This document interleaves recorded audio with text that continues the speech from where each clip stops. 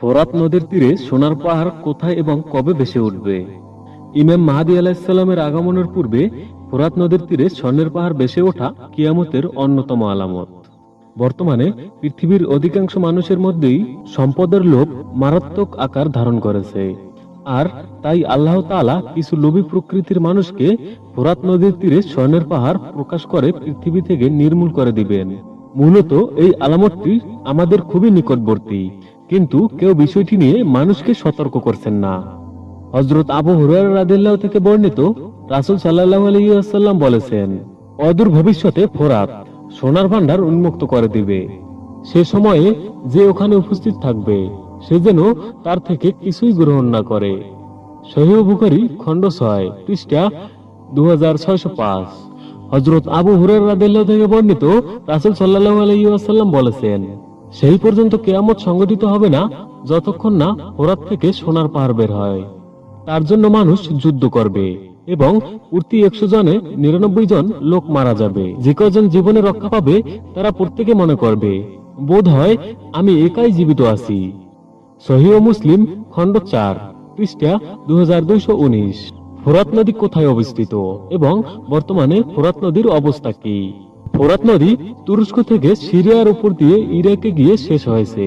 এর দৈর্ঘ্য 2700 কিলোমিটার এবং এর 90% পানির উৎস হল তুরস্কের মুরত নদী। কিন্তু বিভিন্ন সময়ে তুরস্ক, সিরিয়া ও ইরাক সরকার এখন পর্যন্ত 12টি ছোট বড় বাঁধ নির্মাণ করায় 1999 সালের পরে ফোরাত নদীর পানি আশঙ্কাজনক হারে কমতে শুরু করেছে।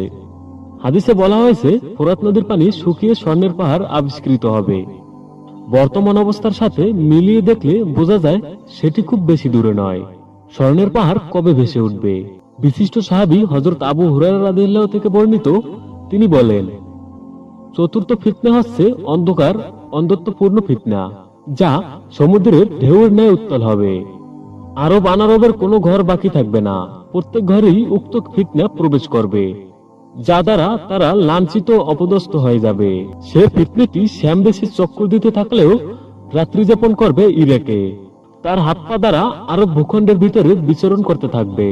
উক্ত ফিতনা এ উম্মতের সাথে চামড়ার সাথে চামড়া মিশ্রিত হওয়ার ন্যায় মিশ্রিত হয়ে যাবে। তখন বালা মুসিবত এত ব্যাপক ও মারাত্মক আকার ধারণ করবে, যা দ্বারা মানুষ ভালো খারাপ নির্ণয় করতে সক্ষম হবে না।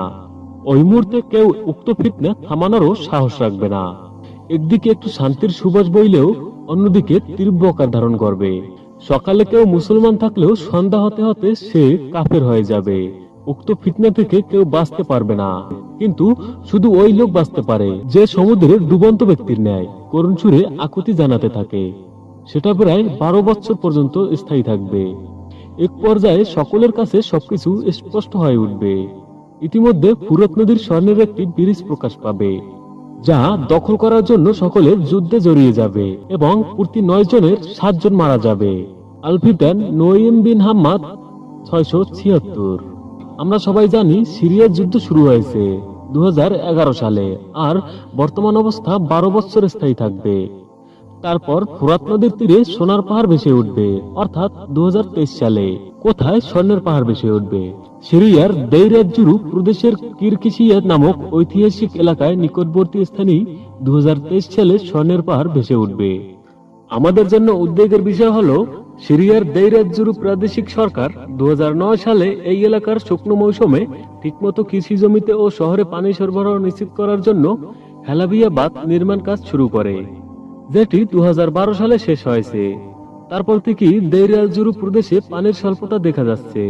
তাই বর্তমান পরিস্থিতিতে হাদিসের বর্ণনার সাথে পুরোপুরি মিলে যাচ্ছে।